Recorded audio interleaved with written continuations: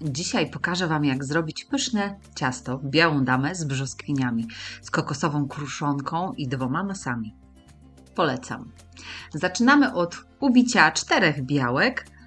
Jak się spienią, dosypuję 100 g cukru i ucieram z cukrem jeszcze około 4-5 minut. Dodaję po jednym żółtku,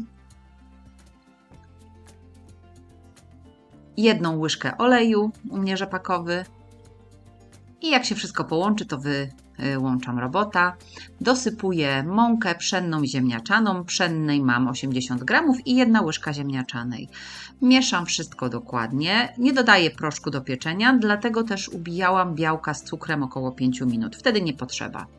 Blaszkę mam o wymiarach 25 na 35 cm. Wyłożyłam tylko na spodzie papierem do pieczenia. Piekę około 20-25 minut w 180 stopniach góra-dół. W międzyczasie gotuję również budyń. Mam 625 ml, czyli 2,5 szklanki mleka. Większość wlewam do rondelka i zagotowuję. Do pozostawionego dodaję 2 budynie śmietankowe, 1 łyżkę mąki pszennej i 2 łyżki cukru. Budyń już był z cukrem. No i jak mi się zagotuje mleko w rondelku, to gotujemy gęsty budyń. Jak już jest gęsty, wyłączam, przykrywam folią w kontakcie i całkowicie studzę. Biszkopt upieczony, wystudzony, wyjmuję z blaszki, zawieram papier i ponownie ląduje w blaszce. Brzoskwinie odsączyłam z syropu, a syropem nasączam biszkopt. Cały przepis dokładnie opisany jest również w opisie filmu. Teraz biszkopt smaruję dżemem brzoskwiniowym. Mam swój. Dokładnie po całości. Brzoskwinie kroję w kostkę. No i żelatyna. Mam 2,5 łyżki żelatyny, pół szklanki mleka zimnego. Mieszam po 2-3 minutach, ona już spęcznieje. Wstawiam do mikrofalówki na około 30-35 sekund, tak żeby mi się rozpuściła. Możecie również podgrzać w rondelku, jeśli wolicie.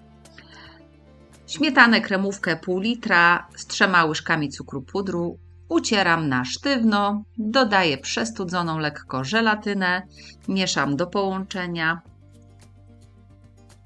Dodaję następnie serki homogenizowane, tak 450 g.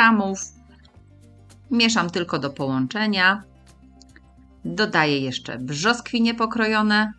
Mieszam już szpatułką, nie robotem. Wykładamy na biszkopt i wstawiamy do lodówki na kilka minut. Jeszcze tylko masa budyniowa, miękkie masło ucieram, aż pojaśnieje. Tego masła mam 150 g.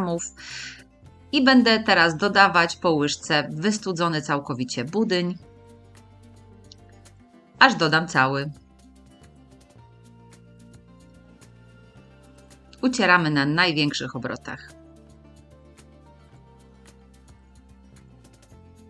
Gotową masę wykładam na wierzch i rozprowadzam po całości.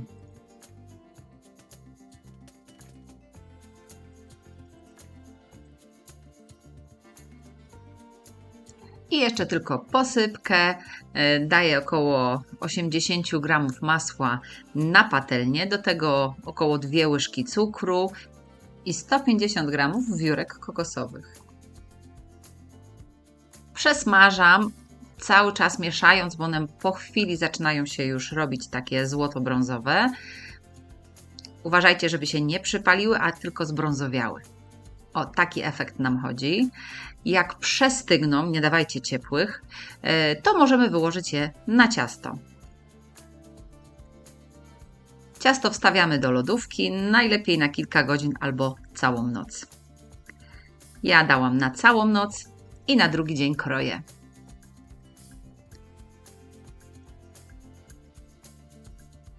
Jest naprawdę pyszne.